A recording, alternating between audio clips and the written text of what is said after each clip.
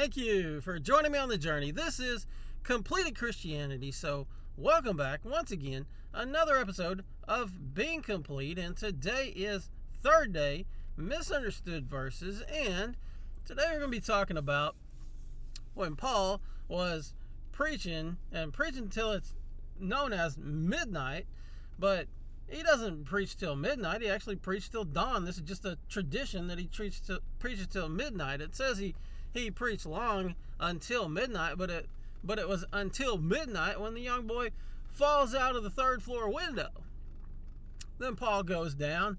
He speaks life over the boy, goes back up, has a midnight snack, and preaches till dawn. So here we're going to take a look at this part of the verse. And we sailed away, Acts 20 verse 6. And we sailed away from Philippi after the days of unleavened bread, and came to them at Troas in 5 days, where we stayed 7 days. And on day 1 of the week, or first day of the week, the taught ones having gathered together to break bread, Paul, intending to depart the next day, was reasoning with them and was extending the word till midnight. So people start right there and say, oh, well, he preached till midnight. Well, neither here nor there, but it goes on to say that he preached till dawn. So it's just midnight when the young boy falls out of the third floor window. So what we're looking at here is the phrase, and on day 1 of the week, or first day of the week. And speaking of tradition, this is typically taught as, he's preaching on the first day of the week. That's Sunday. That's why we have church on Sunday, or there is church on Sunday. That's where it's changed. Paul's preaching on the first day of the week changed that. I mean, that's just ludicrous when you consider the whole panoply of the scripture. To take this one verse, cherry pick it out, and have this esoteric meaning applied to it, that would be not exegesis but eisegesis, just kind of reading into the text. This is not what's going on here, and so and may not be at all what's going on here, even to say that it means first day of the week. And that's what we're going to look at here.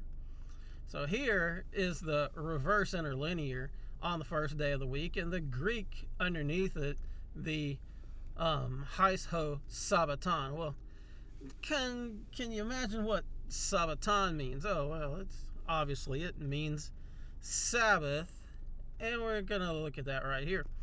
So here the Strong says Sabbaton means the Sabbath, or day of weekly repose from secular avocations. And so it also, the Strong's adds in that it means the interval between two Sabbaths, but which would be the week, which is not true. It just means the Sabbath. When you couple it with here with it saying first and Sabbaton, in fairness, you say first to Shabbat, second to Shabbat. That would be first to Shabbat would be what we know as the Sunday, and so the first to Shabbat, second to Shabbat, third to Shabbat, and so you can go along there. But to just say it means first day of the week, well, as you could see up here, the word day isn't even in the Greek. It's just inserted in the English, in the King James. It's just inserted, and so it's just first Shabbat. But it could be first to Shabbat, and that would designate that it would be what we know as Sunday. But however, there's this thing in hermeneutics called context. And so what we have going on here is that we see that it's after the days of unleavened bread. Well, why even mention this if unleavened bread isn't part of the New Testament? If unleavened bread, this festival, it ended at the cross, as any preacher today is going to tell you, any Christian minister is going to tell you, all of those things, those were fulfilled and ended at Shabbat, or ended at the cross. And so, why is it even worthy of mentioning here? But this sets a context. So it's after the days of unleavened bread, and so they came to Troas in 5 days, where they stayed 7 days. Well, if they came there in 5 days, they probably had a couple of days to prep, and they probably weren't working their ship crew on Shabbat, as that would be a sin. So in 5 days, it was probably Shabbat, right before the Shabbat when they arrived, and then they stayed 7 days, which would take them to the next Shabbat, and then they were leaving after that. So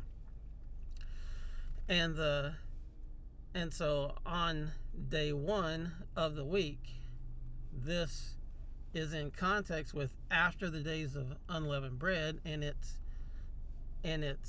first of the Sabbath, or first Sabbath. So after the days of unleavened bread, you have this counting of Sabbaths, these special weeks that lead up to the Feast of Weeks, or Shavuot.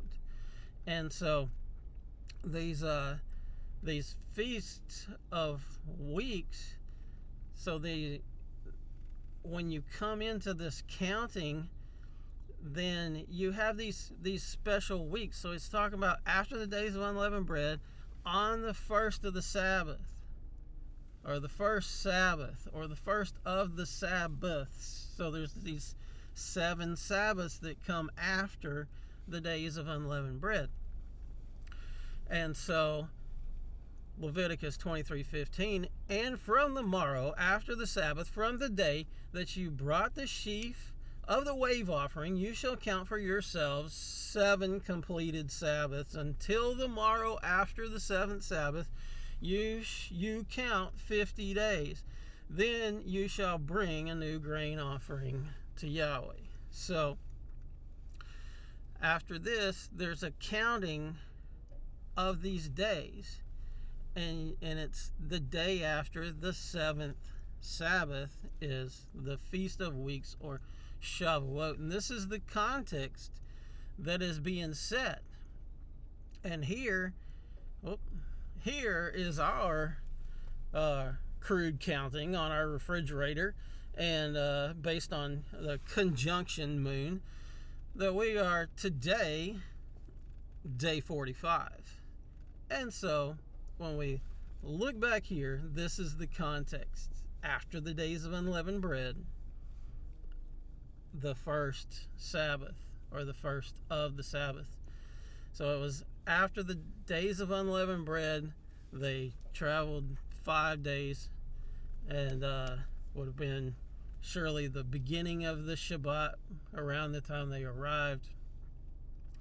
And then after that, they stayed 7 days, and then you have this, and then you have them departing. So right in there, you get this context.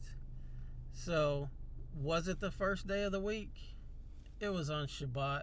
Paul was preaching to them on Shabbat. That's why the people are gathering together. It's Shabbat. And when you throw in the calculation of the morning to morning day reckoning, and morning to morning day reckoning for Shabbat, and I have a video on this.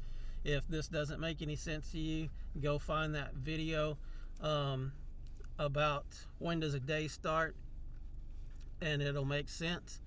So when you apply that, then you have that Paul preaching till midnight, and till dawn he's still preaching on Shabbat. Psalm 89:34, my covenant I will not break, nor alter the word that has gone out of my lips. If you like the video, give us a thumbs up. Comment down below. Comments of opposition are welcome. Just don't say anything dumb like we're not under the law or under grace, because you've been taught to use that verse outside of the bounds of its intended context. Subscribe now. Hit that subscribe button and ring that bell so that you get notifications of all future videos.